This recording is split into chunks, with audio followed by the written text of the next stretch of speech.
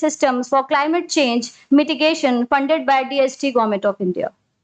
I welcome our speakers and guests for today. Professor Anwar Sajjad Siddiqui, sir, Professor in Electrical Engineering, Jamia Millia Islamia, New Delhi. Professor Anil Kumar, sir, Professor in Mechanical Engineering, Delhi Technological University, Delhi. Professor Abhishek Gandhar, sir, Professor and Dean Student Welfare, Electrical and Electronics Engineering Department, Bharati Vidyapeeth College of Engineering, New Delhi. Dr. Vikas Kumar, sir, Assistant Professor in Mechanical Engineering, Manit, Bhopal. I also welcome Honorable Pro Vice Chancellor Dr. Sanjay Agarwal, sir. Respected Director, sir, UTD, Dr. P.K. Ghosh, sir. Respected HODs, fellow faculty members, and all dear participants. I would like to start the day by welcoming our esteemed guest today.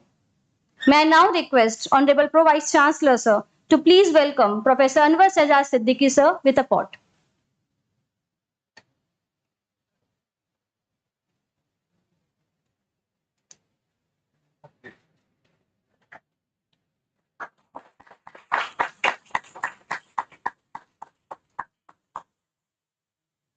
May I please request Director, sir, to please welcome Professor Anil Kumar, sir, with a pot.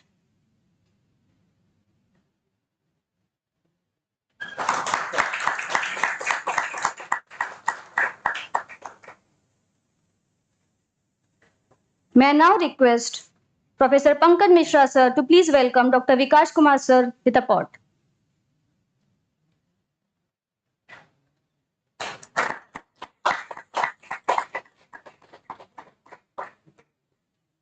Thank you, sir. On day 2 of the workshop, we have keynote speakers. Let's invite the first keynote speaker, Professor Anwar Sajjad Siddiqui, sir. Professor Siddiqui is currently working as a professor electrical engineering at Jamia Millia Islamia, New Delhi. He obtained a BSc engineering and MSc engineering from Aligarh Muslim University. He obtained his PhD in electrical engineering from Jamia Millia Islamia in 2001. He has also served in BITS Pilani Dubai campus from 2003 to 2008 as an associate professor of electrical and electronics engineering. His research interests include power system control and management. He has applied many artificial intelligence techniques in the field of electrical power system. Professor Siddiqui has supervised 24 PhD and supervising 4 more in this field so far. He has more than 100 research papers published and in national and international journals of repute, with more than 1,500 citations with an H index of 20 and I-10 index of 41. He's serving as an expert in many government.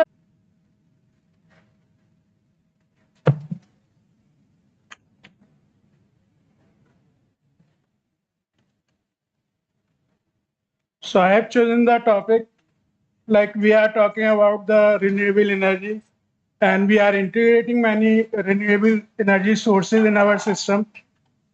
How our system is going to be affected by that? What are the main issues and challenges which we face when the penetration of these renewable energy will become?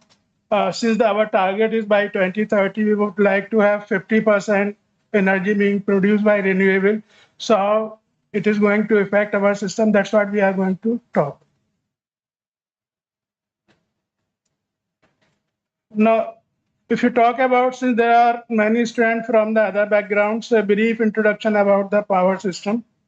It is said that the power system is the most complex system manufactured by the human beings. We classify, as you can see, that we generate the electricity at low voltages, mainly in order to keep the size of the machines under control. If we are going to produce at high voltages, very big machines, and that will create many problems. And then we step up the voltage for transmission purpose in order to reduce the losses. Then we have the sub-transmission level, which is reduced a little bit, and we supply the power to the large companies at that sub-transmission level. Then it is further reduced by using the step-down transformer for the distribution purpose at the domestic level and the industrial level. So there are three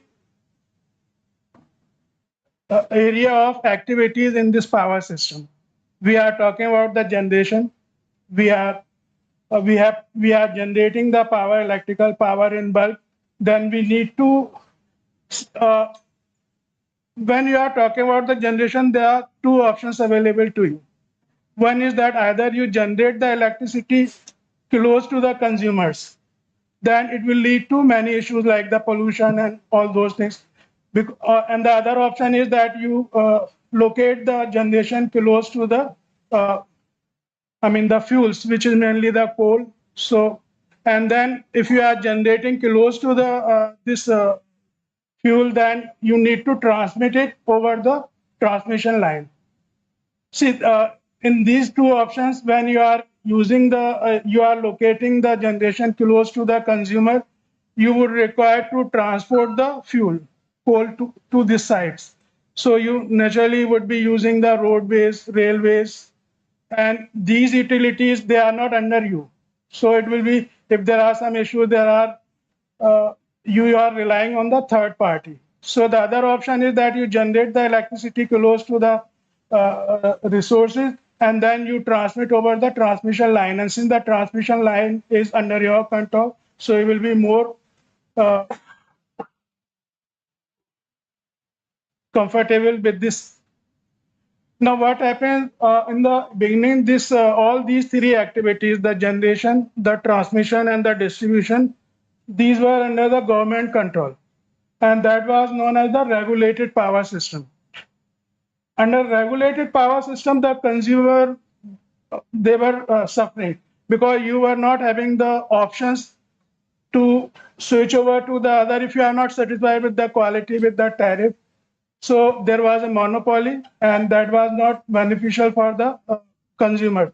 So now what we have done, we have divided this power system into three distinct activities: generation, transmission, and then the distribution. So this is known as the vertical disintegration of the system.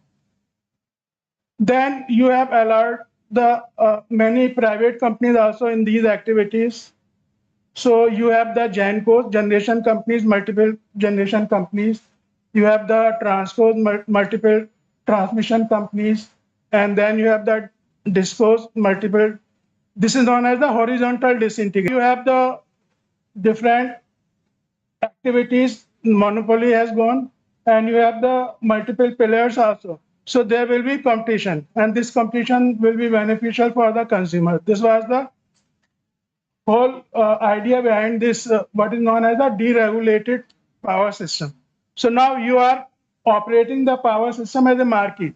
You have the GenCos, generation companies connected to many locations. You have the distribution companies at many locations, and all kind of transactions are going on.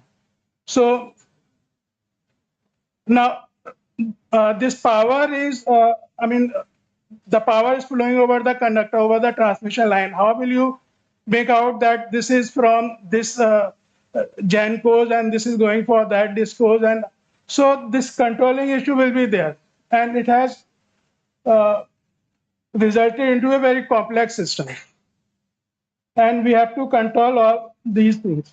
There are still some issues with the transmissions because transmission is is the activity which is related with the population. You are erecting a transmission line, you require what is known as the right of way. You cannot erect the transmission line just like that. When you lay a transmission line, you restrict the owners for certain activities. You cannot allow the tall buildings below the transmission line. You cannot allow the farmers to grow the tall trees. So when you are restricting the owners for these activities, you have to compensate for this. And then there may be a situation like many population, they would not like to dislocate from their places, and some politics will come into picture. Because of all these reasons, private companies are not entering into the transmission, so it is still mainly with the government. These are, as I have already highlighted, these are some advantages of going to the deregulated system. Moreover, what we are doing now is instead of operating the power system in isolation, we are pulling up the power system, we are integrating them. And that has resulted generation capacity which is with you. But you need to keep them in active mode, but you are not actually actively producing the power out of this. These are meant for the emergency purpose. So whenever there are contingency, you can utilize them. And when you are keeping these kind of spinning reserve, it comes with costs. So when you are operating the power system isolation, you are required to keep a certain amount of spinning reserve with you, and that is a costly affair. And when you have integrated with neighboring power system, you can always enter into some kind of MOU understanding that whenever one area is facing the emergency, the other will supply the required power. So instead of keeping the spinning reserve in one location, you are keeping the spinning reserve at a particular location. So in that way, you are able to reduce the cost.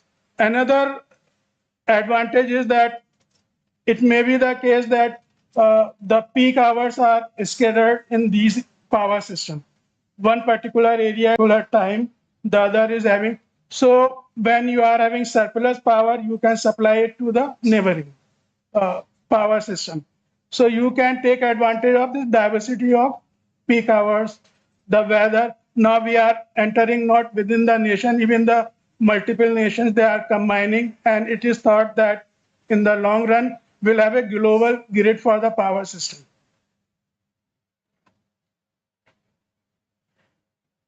Another issue with the power system is, since now we are concerned with the climate, and if you are using the conventional fuel like the coal, the nuclear energy, the oil, then it will lead to the pollution. And we are concerned with we all know about the issue of global warming.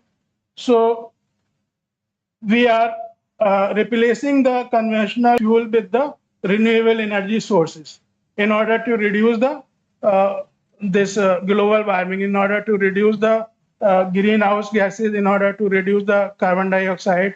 So you are integrating the renewable energy, mainly the photovoltaic, the wind energy, but their characteristics are quite different from the conventional sources. So if they are going to dominate, or if you are going to have a substantial amount of renewable energy, it will result into a different characteristics of a power system as a whole.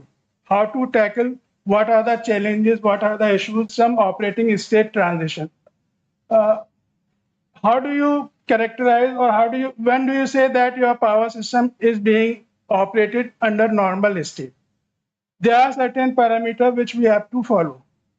And in this diagram, as you can observe here, the first block is the normal state of operation. And this is characterized by certain equality constant and by certain inequality constant.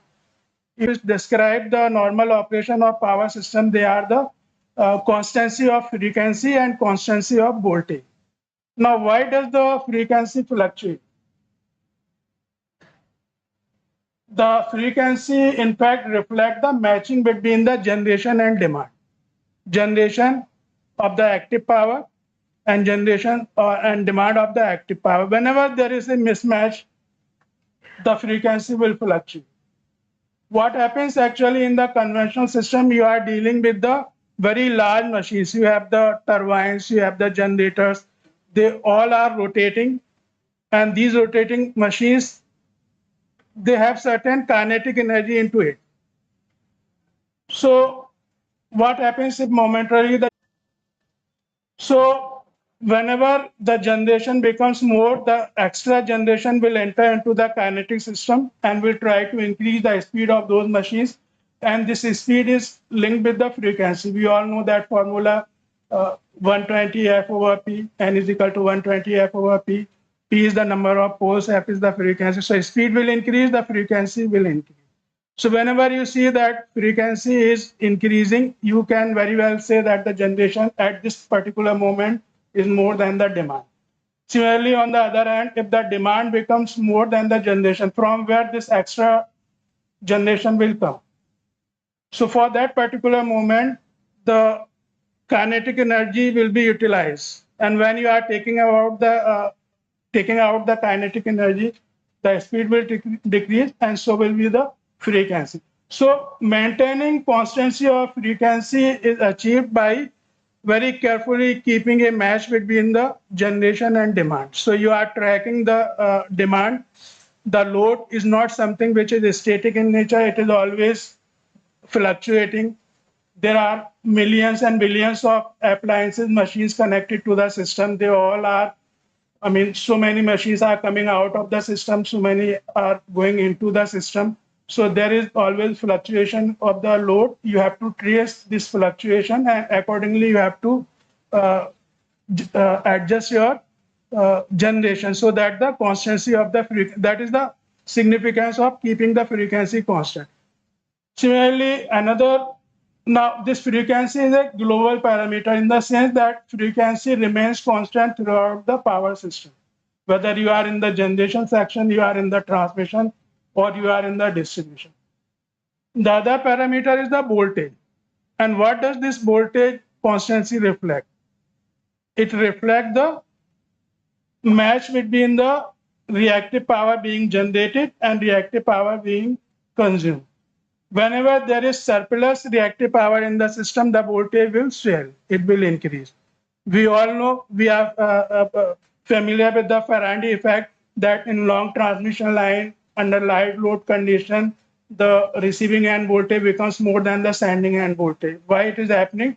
Because you are having the shunt capacitor, they are the source of reactive power, they are injecting reactive power into the system continuously, and you are not able to consume that much reactive power. So there is surplus reactive power and the voltage will increase.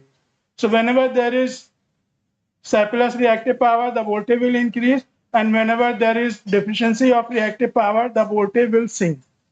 So voltage fluctuation means you are not able to control the, you must have observed that in your house when you are switching on a big machine, the refrigerator, or momentarily will say that the kilo will increase. Why this is happening? Because there is the volt increase in the voltage. And whenever you are switching off a big machine, there will be some drop in the, and this is happening. So those are known as the equality constant, the matching between the active power being produced and the active power being consumed, reactive power being produced, reactive power being consumed.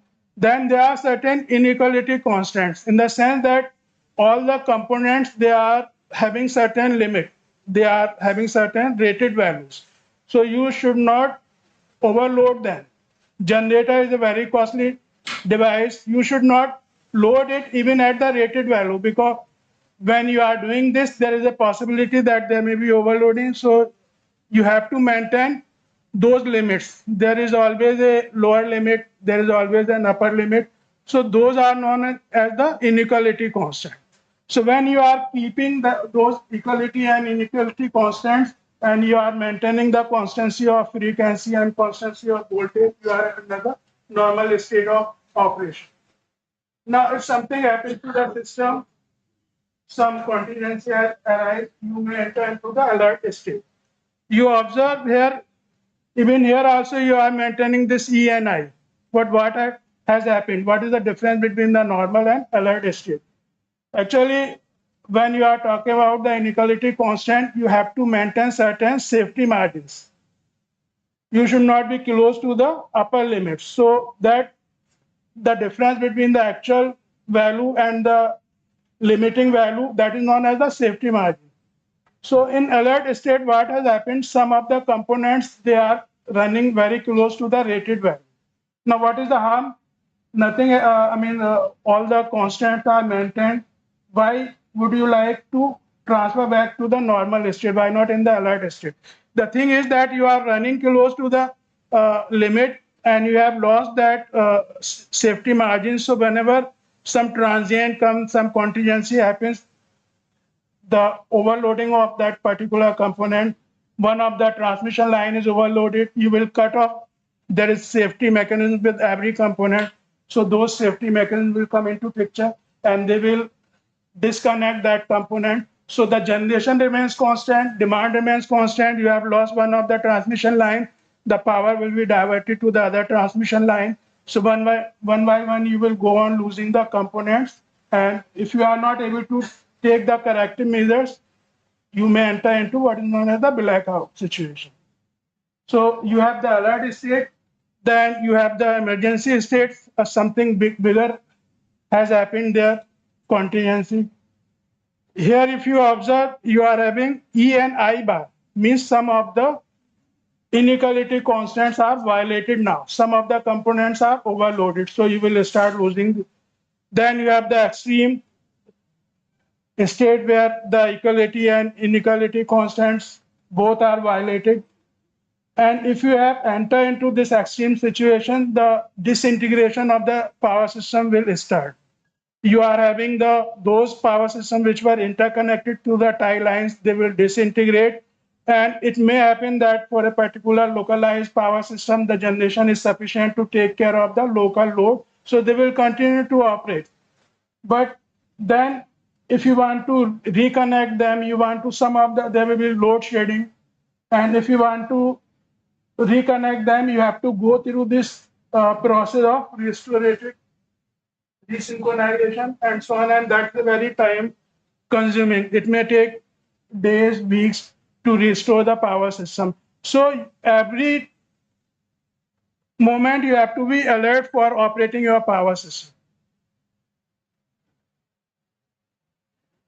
I've talked about this contingency, and actually there is a saying that we operate the power system in a defensive way. What do you mean by this defensive way? We do not wait for a contingency to happen and the power system become out of control. So in order to face that situation, in order to avoid that situation, what we do, we simulate the faults ourselves. And then we would like to see how my system is going to be affected by this particular fault. So nothing has happened. Your power system is normal under healthy condition, but you are simulating it in your control system, and you would like to see how it is going to affect my system. And if there is a possibility of something bigger happens there, you are going to lose some load, then instead of waiting for that actually to happen, you will take the corrective measures before that particular fault, and you will redistribute the power, or you will do something through which you will be able to reduce that risk. And that is what we do in the contingency analysis. But then there may be a question like there are hundreds of and components there. How many faults you can simulate? And how many, moreover, power system is not something which is static in nature. It is always changing. We all know, I mean, the configuration of the power system is continuously changing. There are so many transmission lines entering into the system. There are so many components going out of the system. So how will you do this? If suppose you have simulated a particular contingency and you want to see the effect of this to your system, then suppose it is taking a longer time. And meanwhile, your power system has changed significantly. Then what is the use of this analysis which you are doing now? Because your system is changed system now. So what we do, for us, the timing is very important. We would like to have a real-time simulation of this, and we would like to have a, as a power system operator, we prefer we do not put so much emphasis on the accuracy of the result. Rather, we would prefer a approximate result, but that is made available to us quickly so that it is still significant, or it is still applicable to our power system, which is modified slightly. So, I mean, we all know that we run the load flow or power flow programs, and there are many techniques like you have the Gauss-Seidel method, Newton-Raphson method. Newton-Raphson, one of the most accurate method, but we do not go for that accurate method. Rather, we go for the what is known as the fast decoupled method. And what we do in the fast decoupled method, See, I have talked about two things, that the voltage and frequency. And voltage and frequency, I'm saying that the frequency is dominated by the fluctuation of the active power. But we all know that active power and reactive power, they are linked with each other. So that dependency of frequency is on the active power as well as on the reactive power also. But it is dominated by the active power. So what we do in the decoupled method, we remove this dependency of the frequency uh, on the reactive power. We assume that it is zero. We make them decoupled. Why are we doing this? Approximation means the result quality will deteriorate, obviously. So you have to make a compromise between the accuracy and the time. And we prefer a fast approximate result over the accurate result which take a longer time, because that will not be of much use for us when our system has changed drastically. So, and I talked about the number of contingencies. There may be thousand type of faults. So there are some criteria. Based on this, we select the most probable contingency of faults. We simulate them. We see the effect of those things in our power system, and then we take the corrective measures. That is what is known as the. So all these programs are being executed within the control room. Like there are this power security analysis, power flow analysis. The this I have already talked about this.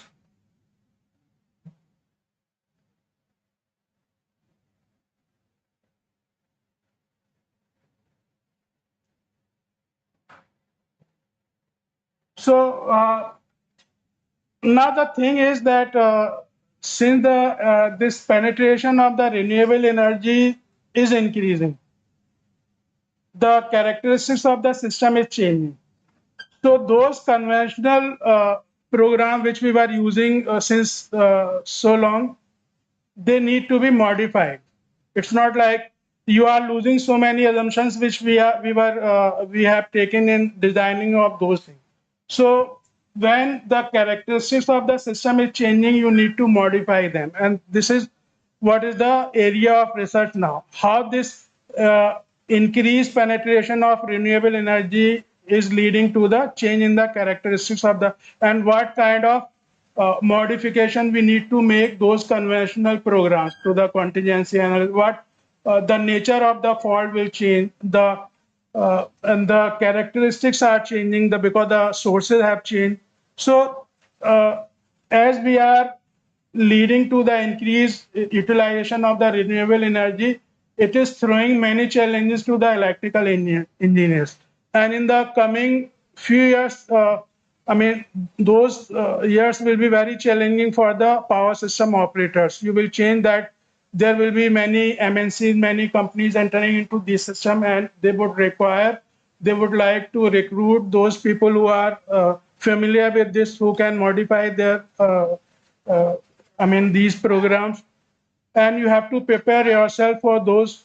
So you have to study how these characteristics are going to change, how this renewable integration of renewable will modify the whole these the power system operation, and what kind of modification you would be required to do this. So you have to get familiarized with all these things.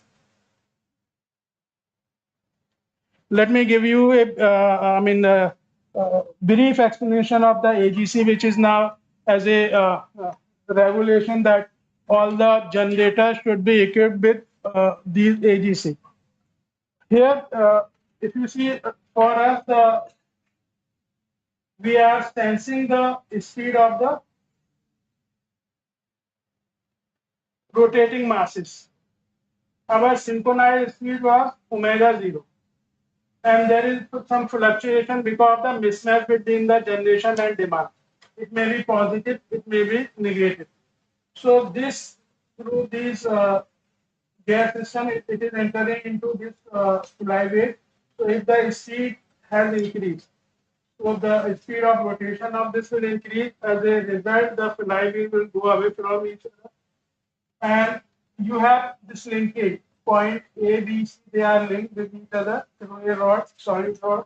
Then you have another rod C, D, E. Yeah. So when this is going down because of the increase in speed. Now, assuming that point A is fixed right now, I will tell you what is the significance of this point A. So if B is going down, it means that C will also go down. And since C is linked with this D and E, and the point D you have linked with the hydraulic servo motor. And there is high pressure oil which is being injected into this.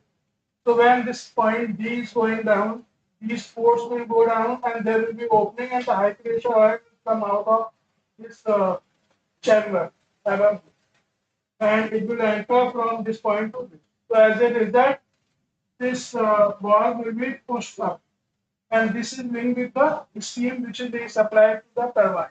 So it is closing this, and through this you are basically controlling the generator. So this is how we are the turbine power plant, mechanical power.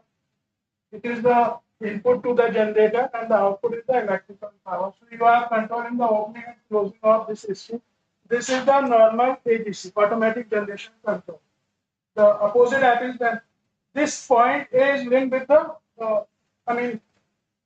see, when you are operating a power system, suppose you are having a power station, you are the owner of this. You may be having multiple generators there, multiple units there.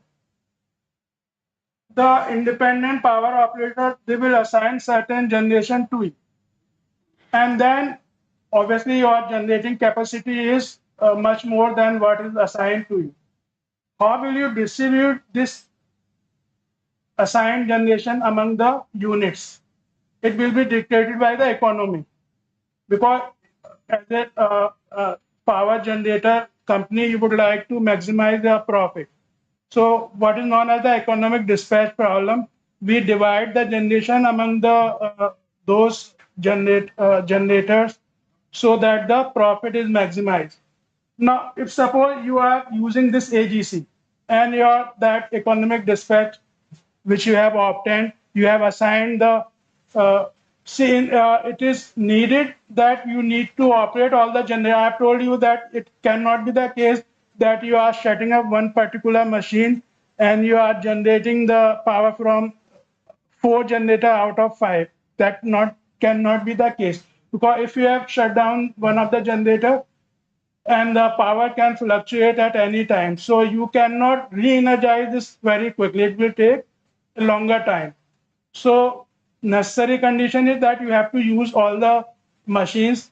Some of the machines are older machines. They are using different techniques, so their characteristics are different. Some of the machines are newer machines. They are based on better technology, so their efficiency is more. How to divide this assigned generation among those units so that your profit is maximized? This is known as the economic dispatch. And if you have put this AGC to your generator and some fluctuation happens, then that will disturb your economic dispatch which you have opted. So your profit will reduce. And nobody would like to take this responsibility. They will say that I will operate my station as per my economic dispatch. So somebody has to take the responsibility, otherwise the technical aspect of the power system will not be fulfilled. So this independent power operator, they give some incentive to some of the GENCOs having large generators at their disposal, and they say that you take this responsibility and we would give you some incentive for this so that the technical aspect is fulfilled. Now in India, what they have done.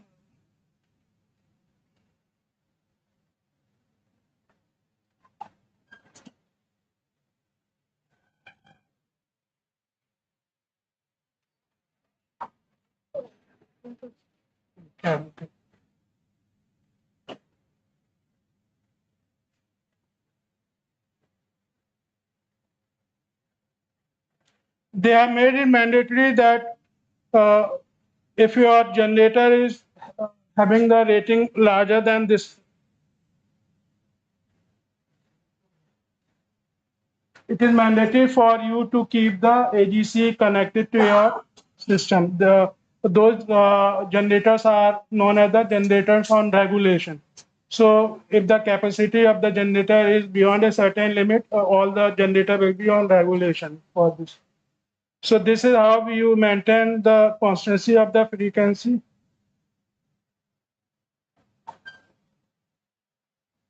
Then as when this is the second loop in the AGC, where you are controlling the excitation, and excitation is nothing but the field current.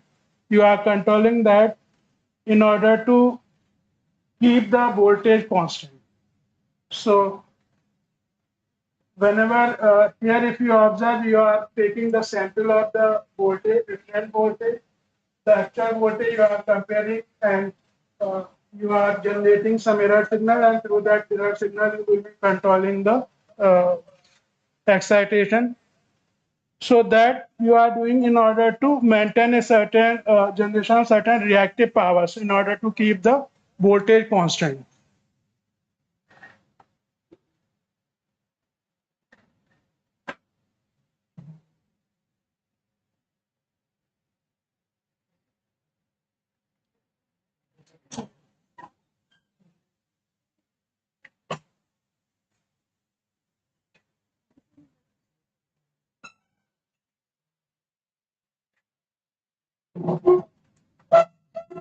Let's see. Okay.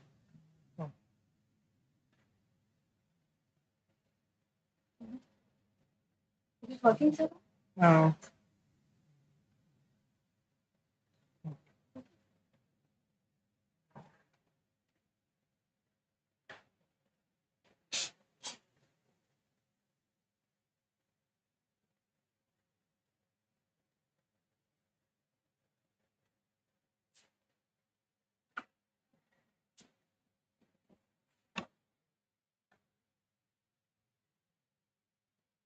So this is just a brief write about the kind of renewable energy sources available to us. And they are saying not all sources of energy are renewable. Uh, my question is, which are the renewable and which are not the renewable? How do you decide this?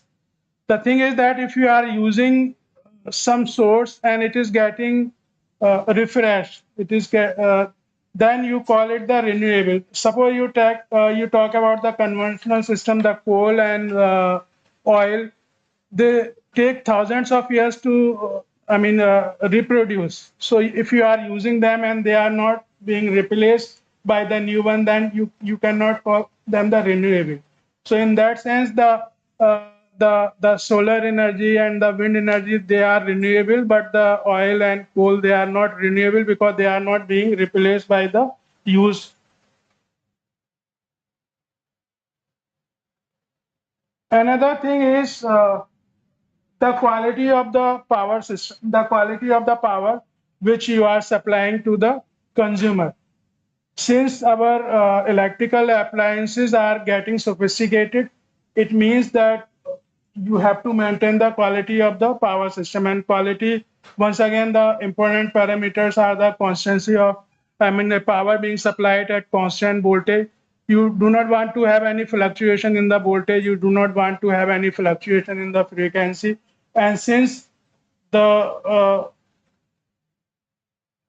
if the amount of the penetration of the renewable energy is increasing, then that moment of inertia is lost. Now, in photovoltaic cell, where are those big machines, the generators and the turbines? In the wind turbines, where are those bigger machines? So that cushion which we were having conventionally between the generation and demand is lost now. Whenever there is a slight mismatch between the availability and the demand, the, the frequency will fluctuate wildly. How to tackle this issue? This is the main issue. So for that, moreover, if you are having in the wind turbine, if you are using the those induction generator, then these are connected to the grid through the converters, power electronic devices. So they are not directly connected there. So as such, that kinetic energy cannot be utilized.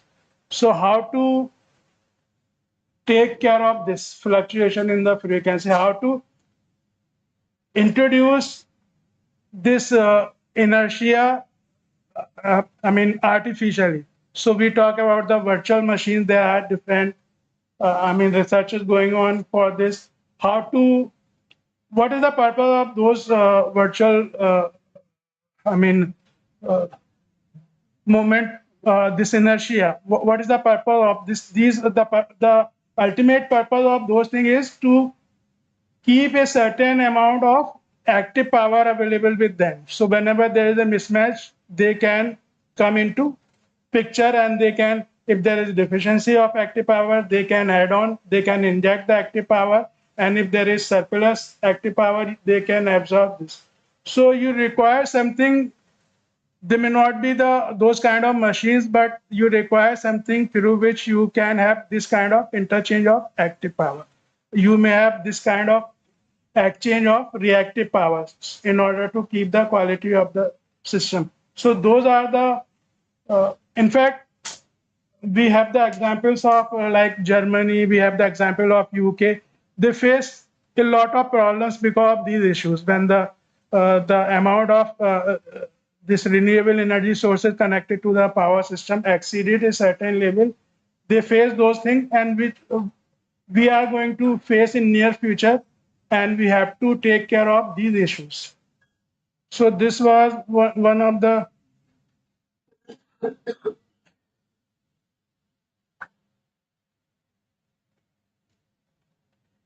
another topic, a brief topic. How much time is left? Another 10 minutes only. So this is another, since we are going for the automation, and we are going to utilize the concept of this SCADA. Most of you must be familiar with this. What is SCADA? SCADA is nothing but the supervisory control and data acquisition system. So what we actually do in this, when we connect this to the system, we measure or we sense certain parameters, and those parameters are sent through the measuring devices, through the sensor, and then they are transmitted to the control room, and based on these parameters, some analysis is done, and through that you judge the operating state of the system. And if there is something wrong, if there is some alarm, we take the corrective measures. So in these SCADA system, there are three distinct parts. You have the RTUs, what is known as the remote terminal units. So these are these may be intelligent electronic devices like PLC and all those things. So these are in the field near to the actual equipment. They are measuring certain parameters, some current, some voltages, maybe in the analog form, maybe in the digital form. And then they are communicated to the control room, which may be thousands of kilometers away from those devices, through the communication channel. And there may be different kind of communication channel which may be utilized. And the communication channel, we all know, there may be noises. This data which you are transmitting from the RTU to the control system through the communication channel may got corrupted. Some noise is entering into this, and then you are using these parameters at the control room to judge the state of operation.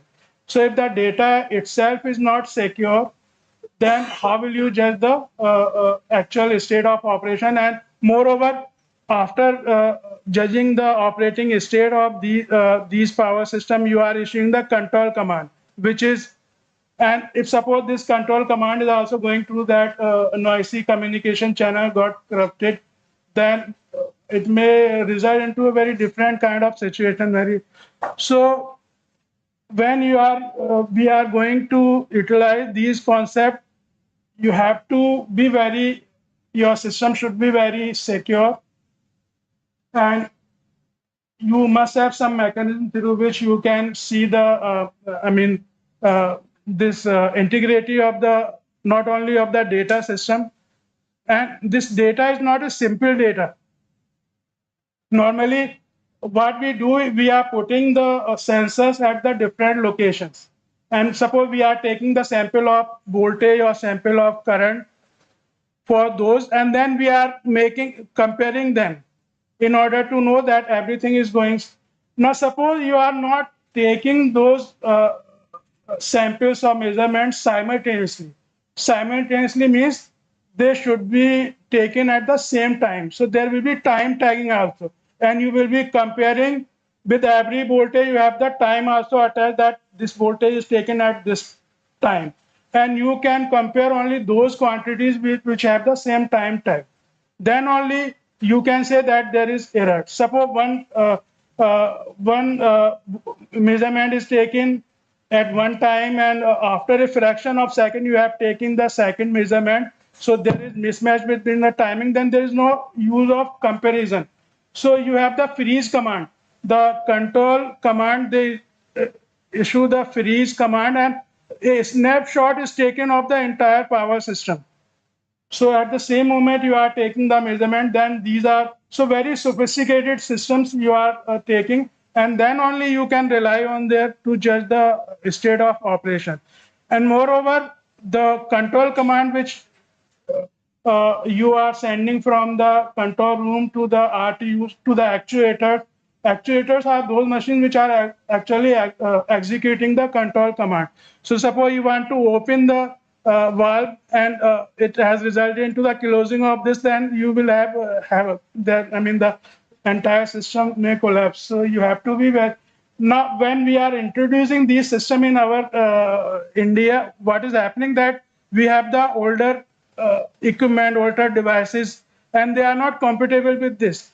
And it cannot be the case that you overnight you will replace all of these things to take advantage of this these technology. So how to, I mean, the things are like, if we talk to the practical people, the things are like we are issuing a command for closing a certain circuit breaker, and then they are making a call to the people there to check whether it has actually happened or not. So the state is this, and on the other hand, we are so, energetically, we are going to integrate these systems. So these are the, how will you take care of these issues which will come into picture? So we have to think about those because the power system is changing with a very high speed. And we are not ready for this impact. We were, in order to improve the quality of the, these measured quantity, we propose to use the PMUs, phasor measurement, and then PMUs, they are generating large data. The issues are like, we were earlier, a few years back, we were saying that the China is the having the system which is using the largest number of PMUs. In a few years, we'll take over them. Then we realize that there are so many issues where to store that large data. Who will take care of this? The security aspect, and then how to utilize this. You may generate the. So the challenges are many. The challenges are huge. Simply integrating all these systems and these things will not serve the purpose. And we are going to get a big shock when the level of penetration will cross a certain level. And we have to keep ourselves ready for this. We have to perform a lot of research on those things.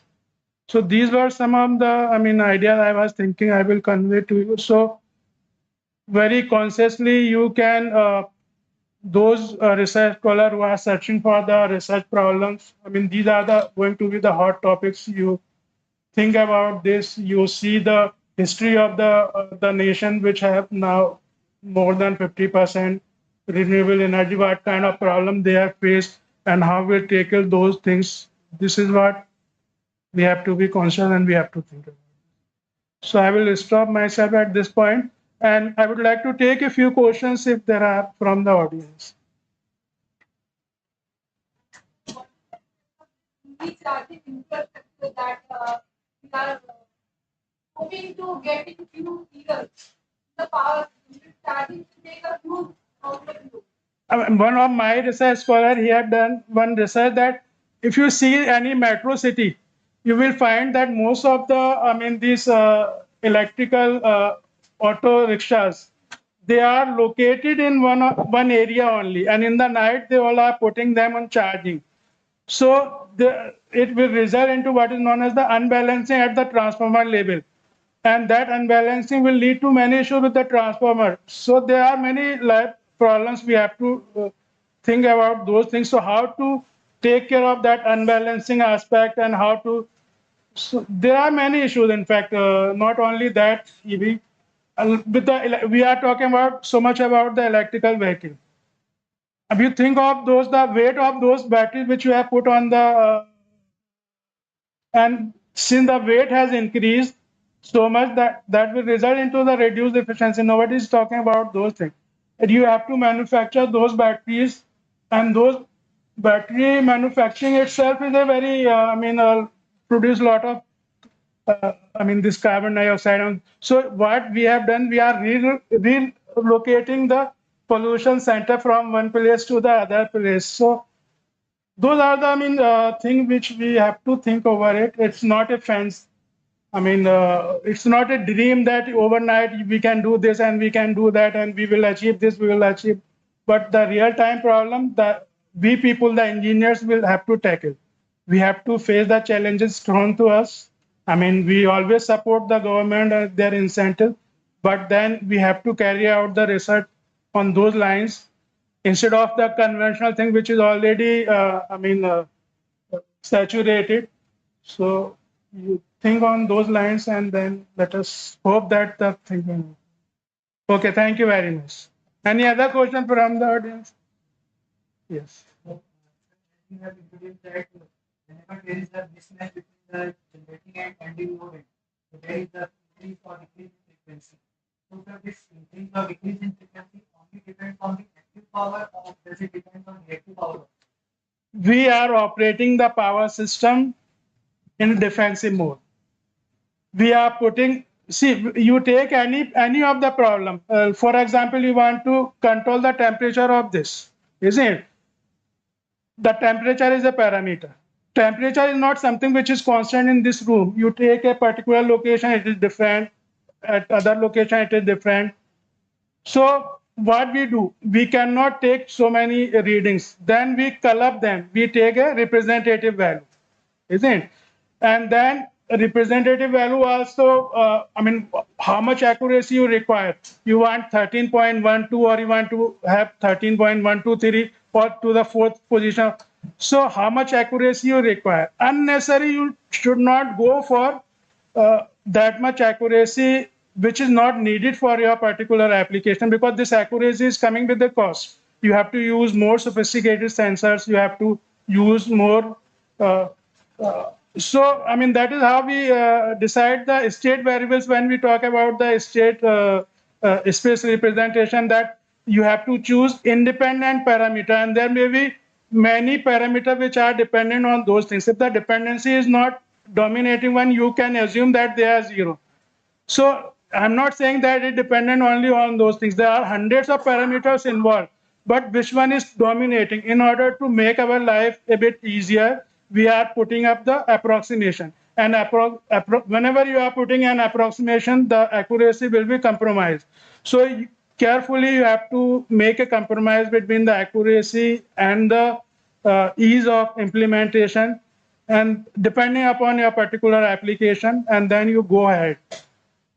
So there are many parameters, but we have neglected them in order to reduce the, that is what is known as the order reduction models. The one by one you go on removing the street. Okay, thank you very much. I think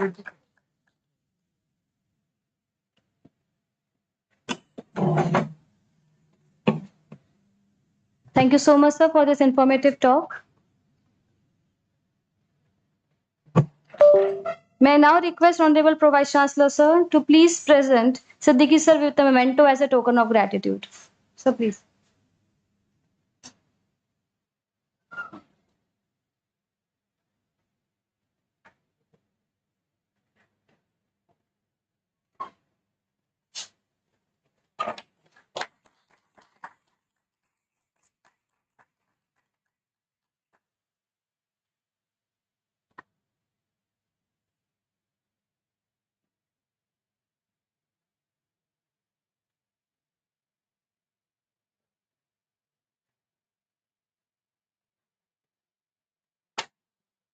Thank you so much, sir.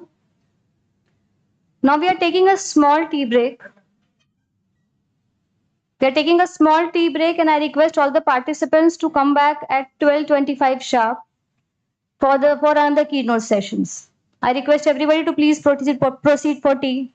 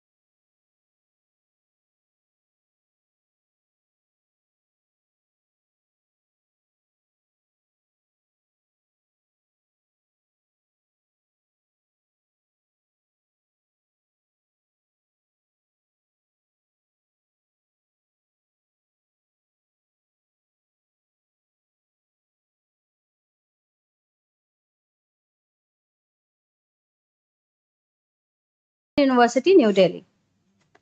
Sir is a professor in the Department of Mechanical Engineering with an additional charge of head of the division Clean Energy, Nodal Center of Excellence in Energy Transition, Delhi Technological University, India. He completed his PhD in solar energy from Indian Institute of Technology, Delhi, India in 2007. He was postdoctoral researcher at Energy Technology Research Center, Department of Mechanical Engineering, Faculty of Engineering, Prince of Songkhla University, Hatyai, Songkhla, Thailand, in the discipline of energy technology. His areas of specialization are energy technology, renewable energy, solar energy applications, energy economics, to name a few. He has completed many research funded projects in these areas. He has published more than 236 papers in international and national peer-reviewed journals and many papers in international conferences, which with more than 9,200 citations with HN index of 53 and 6,000 citations with 44 H index in Scopus. He has authored 12 books. He is a fellow and chartered engineer of the Institution of Engineers India. Also appears as most cited number of information system researchers featured in the world ranking of top 2% scientists created by Stanford University since 2019. He has supervised 19 PhDs. He has supervised 19 PhD scholars, 43 master students, and has visited many countries, namely UK, Thailand, UAE, Malaysia, and Norway for his research. He has received various awards and appreciation like Gold Cumulative Citation Award, Award for Citation for Researchers of Delhi Technological University in 2022, Commendable Research Award in 2019, 21, 22, Outstanding Research Award in Energy Engineering, to name a few. May I please call upon Anil sir on stage, please.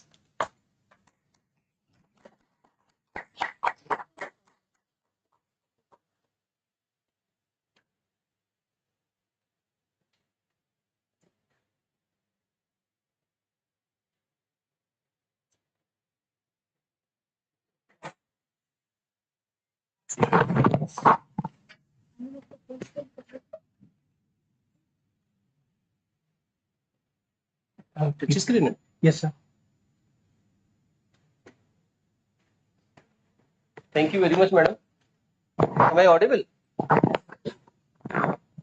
और पास लगा लेता हूँ.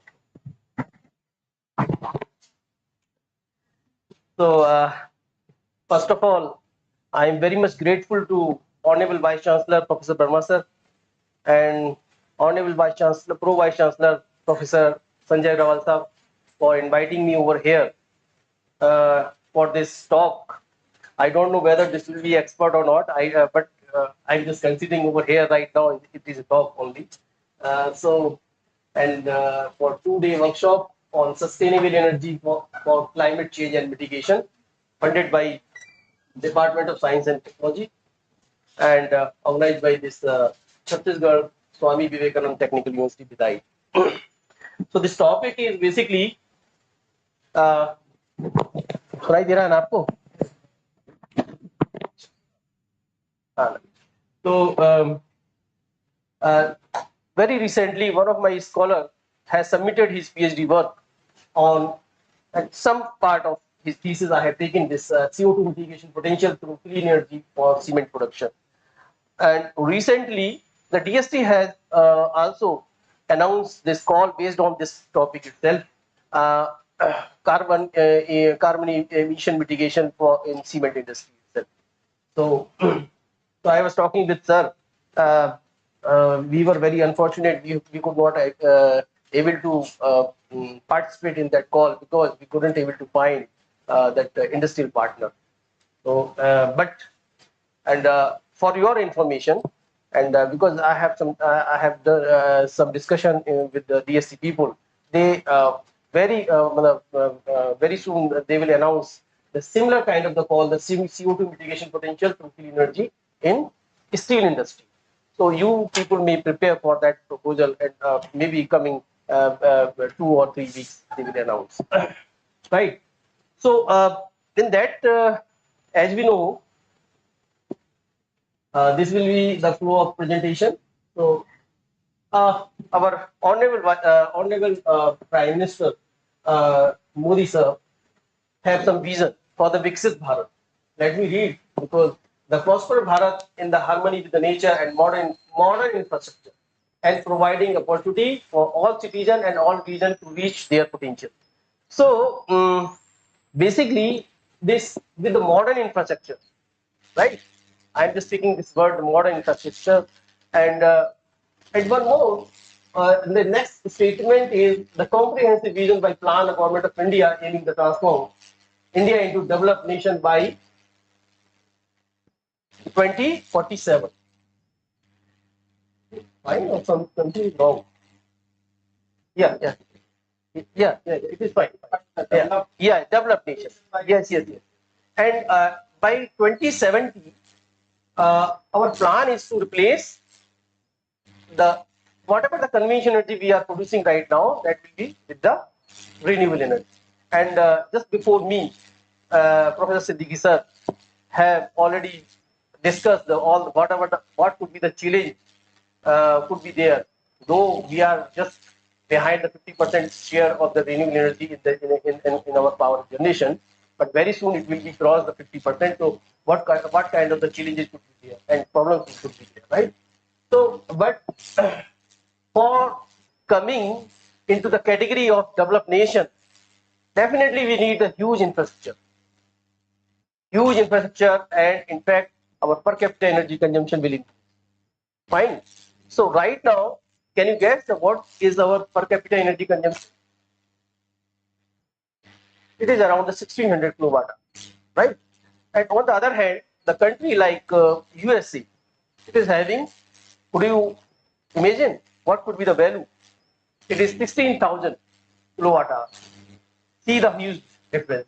And it is for the USA, or if suppose we are taking some country in Europe, it varies from the 6,000 to 8,000. Japan, France, Germany, right? UK, these are in between in that value. So if we have to well prepared for our power generation point of view. At the same time, as sir has also discussed in his talk, overnight we cannot do anything. We have to well prepared for that, right? And this is expectation of our honorable Prime Minister, and this rapid urbanization of the modern society has from the global concern of the energy consumption. That all depends on the developing state, and you just see the despite of impending construction, 70% of the required structure by the 2030. So, building construction, whether this is the domestic or the commercial building, this will increase. This 70% will more come. Okay, so and by 2030, the total built area of the commercial building in India is expected to 1.9 billion square meter, and threefold increase in whatever we have in 2050, 2050. Fine. That all indicates we need huge amount of energy, right? Huge amount of energy, or say the electricity or the power, and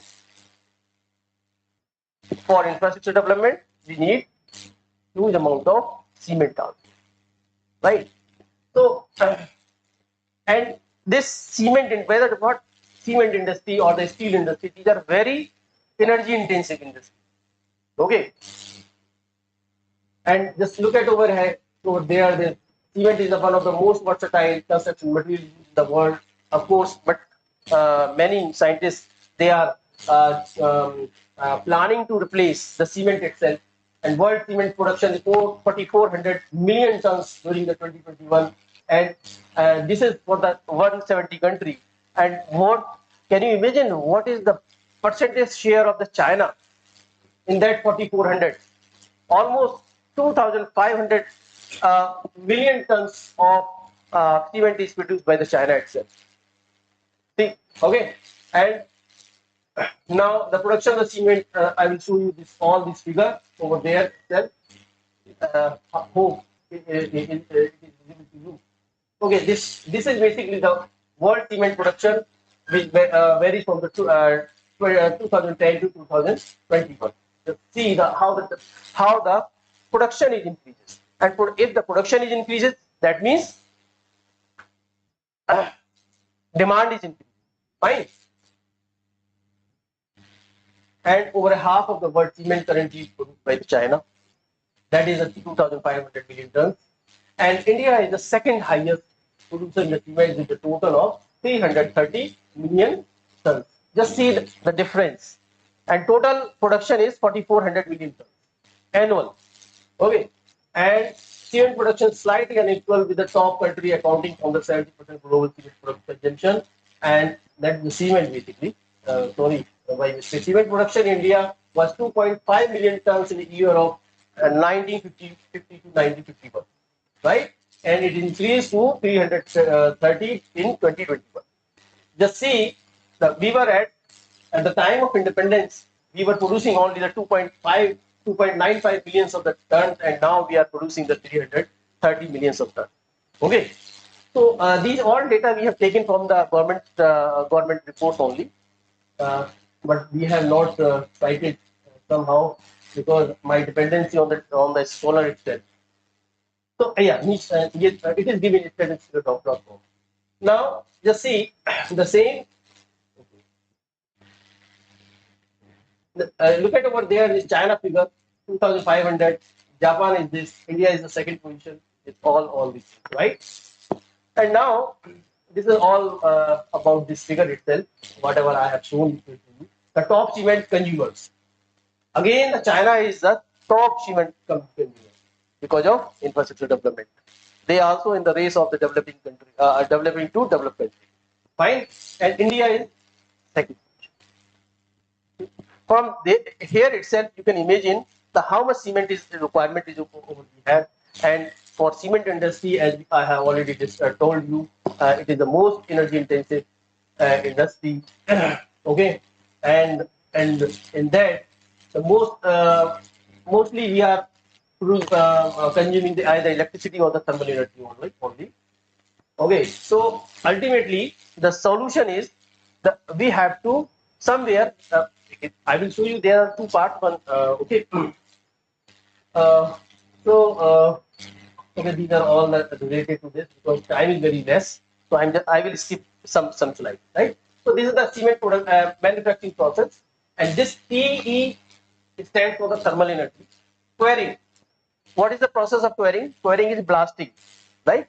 In the mines, we blast for the lime mines, right? And the transport, then in transport we need electrical energy, thermal energy, or fossil fuel itself. In crushing, the electrical energy, the grinding, blending, and homogenization, thermal energy, and this is the preheating. Clinkerization, thermal and electrical energy, and the clinker cooler, and in that cooling, whatever the heat energy is expected, that is recirculated to the preheating itself. Then the final grinding, it is done by the electrical energy only. So just see over there, the involvement of the energy consumption is either thermal energy or electrical energy, right? So yes, these are the different processes, and cement industry utilize 90% of total consumed natural gas for the clinker production in the large rotary kiln, right? 90% of the total consumed by the natural gas, and this natural gas is basically fossil fuel. And the Indian cement industry coal fulfill 94% thermal energy demand, while the remaining demand is fulfilled by the fuel oil or the high speed diesel oil. Means totally we are dependent on right now fossil fuel oil. Okay, so these are the some different energy utilization for the different processes in that figure in your this left side, and the right side this is electric energy energy source manufacturing process for the it is used in the bifurcation is over here. Okay, so 86% fuel is being used in the clean process. Okay, and this raw material preparation is only the 4%, and So mainly the process where the energy is highest is basically clean and coal. If suppose we are talking about the fuel type of the fuel consumed in that industry, it is the coal is 53%, and the petroleum that is coke 21%, natural gas 2%, so on so electricity is 13%, right? And over there is electrical energy sharing in the cement industry for the different processes. 29% again in the clean process and 24% recleaner, raw material grinding and the transport, right? So my purpose is to show all these information. Uh, See, in the cement industry, we are consuming either electrical energy or thermal energy, or for the thermal energy sources, fossil fuel. If suppose fossil fuel, we are burning, definitely carbon emission problem, right? So what is the solution?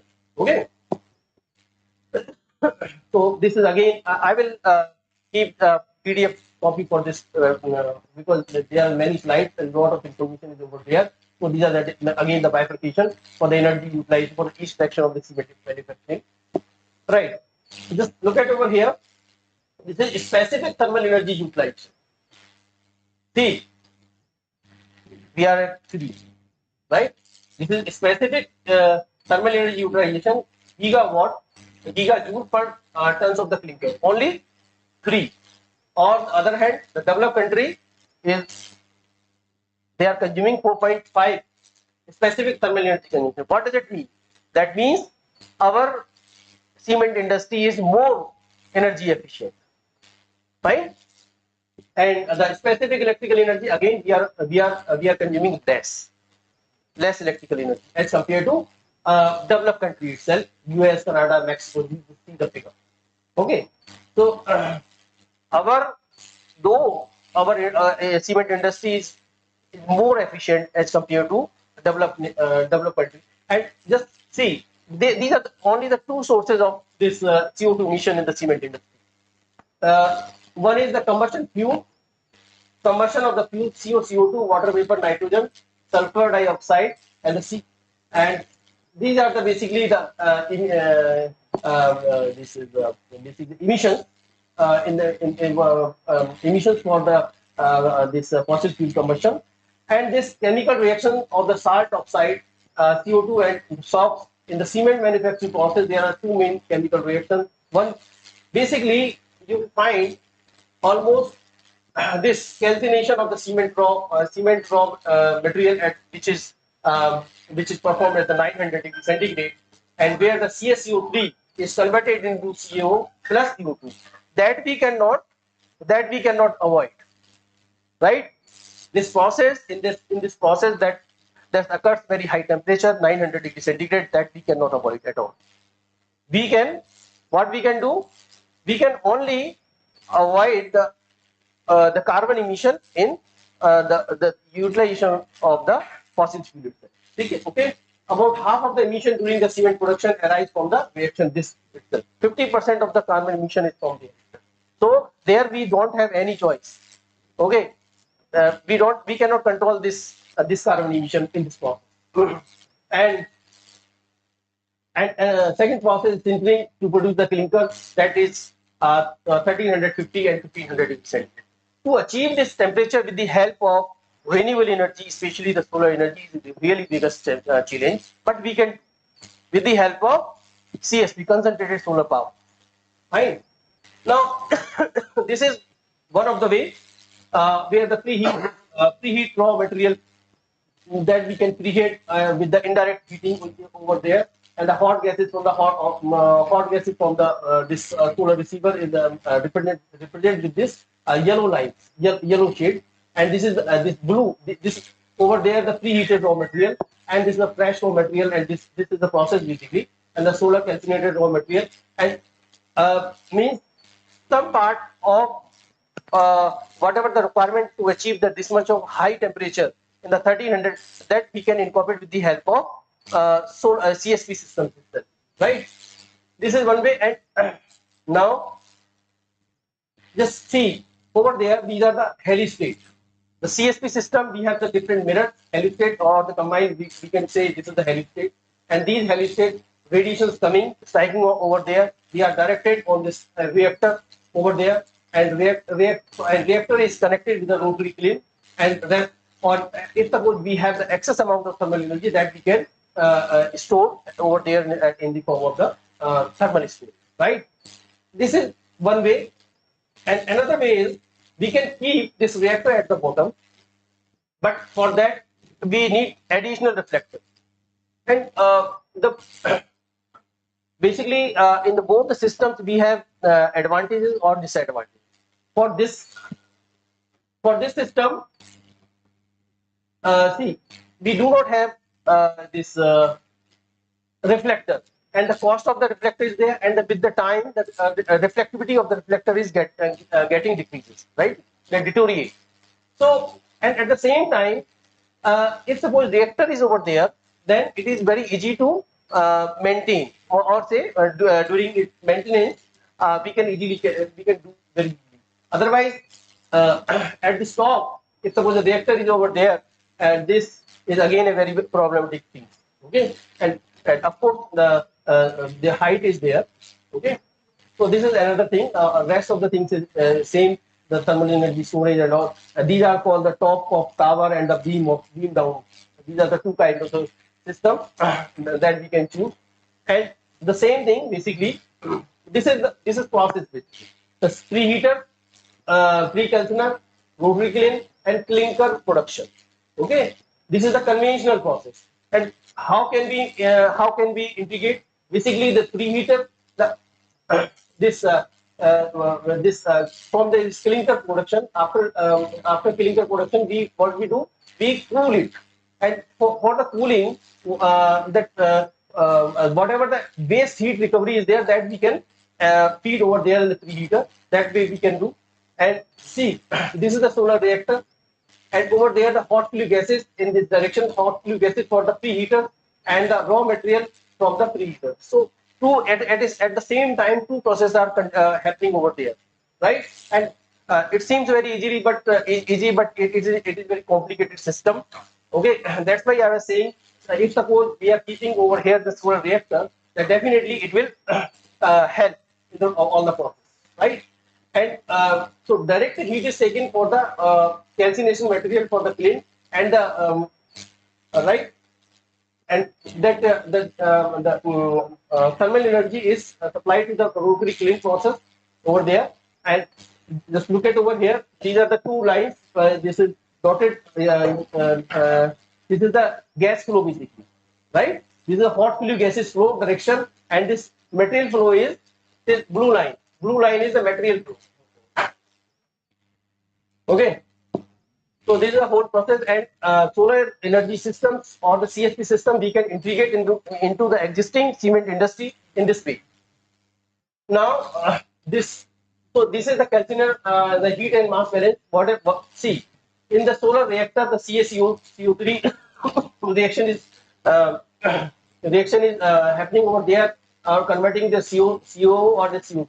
And solar incident power we are supplying with the help of the by collecting the CSP system, and over there the clean flue gases and the tertiary air we supply over there, and the raw material from the preheater.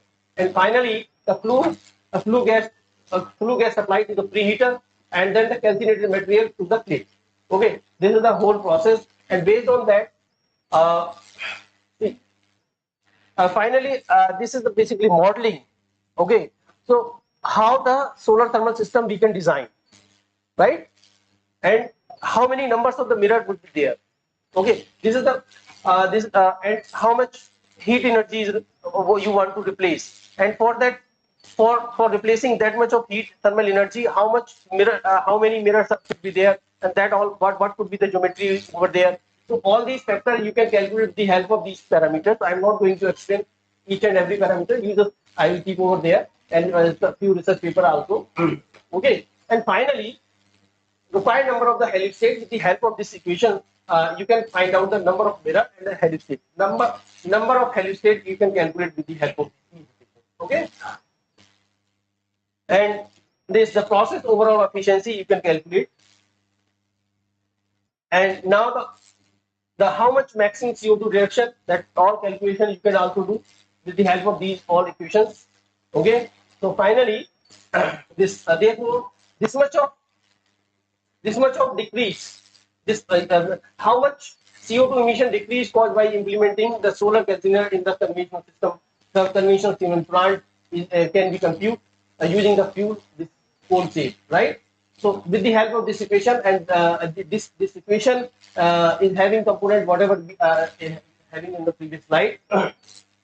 Okay, so now see, this is a design of helistrait, and that you can easily, if you know the latitude, longitude of the place, right, and how much energy you want to replace, how much thermal energy you want to replace with the solar energy, right? So this software very easily available, or it is freely available basically. An real tool, this solar pilot, and it is solar powered tower integrated layout and optimization tool. Okay, this helistrait will configure to create the based on the solar incident power required for the solar cement factory to operate continuously. Okay, so and solar pilot is a tool to generate and characterize the solar this power tower. So can you tell me why this such kind of shape is there for the helistrait? कोई बताए भाई student आप, ये shape ऐसी क्यों है?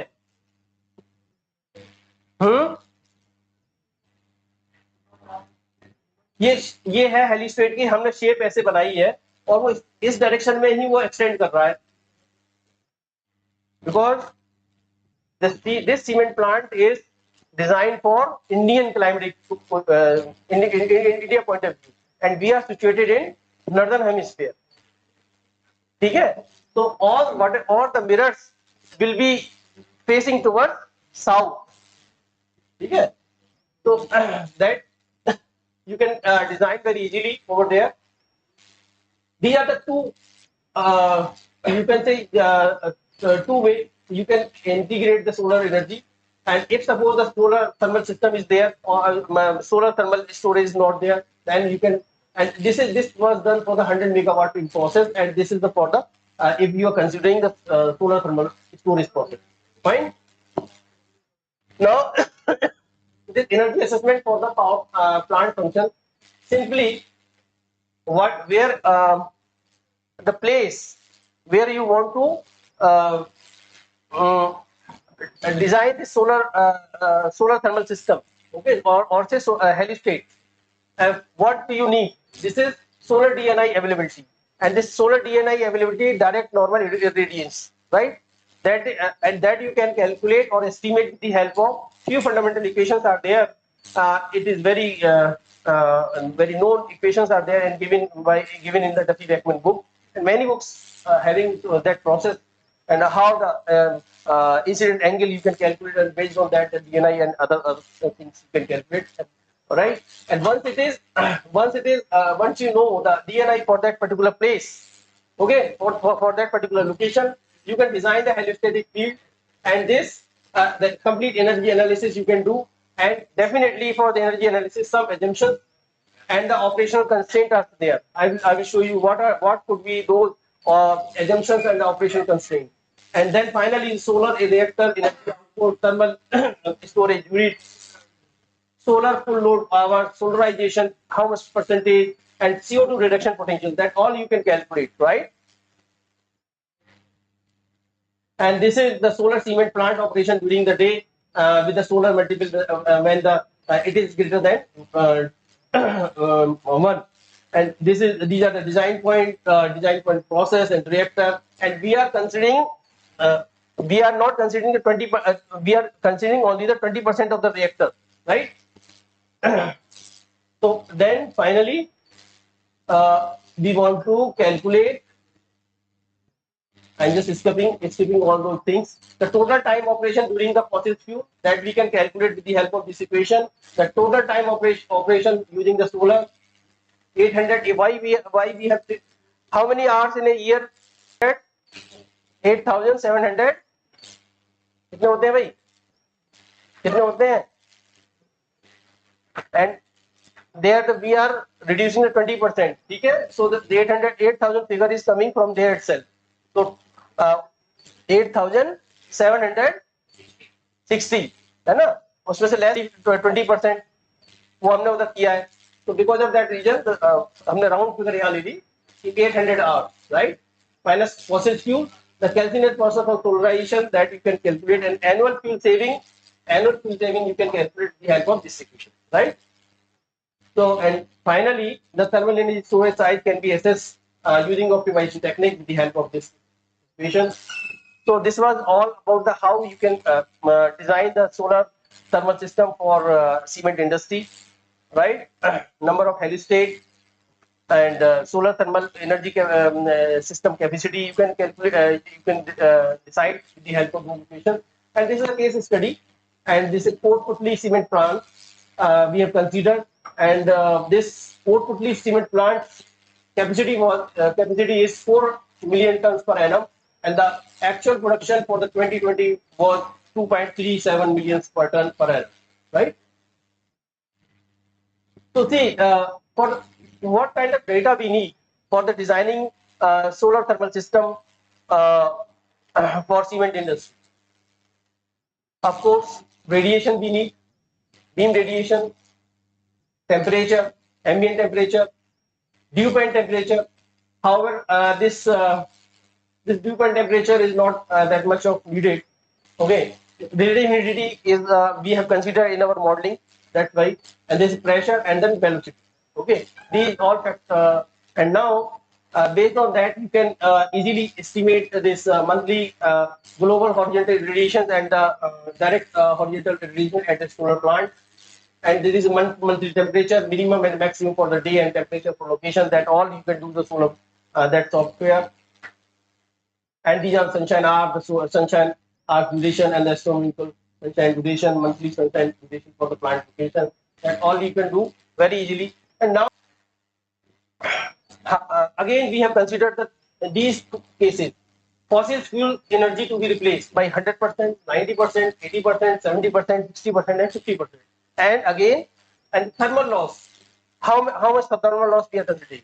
45%, 30%, and 50%. These cases we are considering. We have considered for the analysis of that Port Putli plant. Okay, so specific heat is this 3,180. This amount of limestone in the raw material, 90%, 94%, and CO concentration in the limestone 42% in 94%. The working annually 365 days continuous working is there. The clinker production rate is 6,500 tons per day, and the plant location DNI is 438. Just note it down. 438. This is the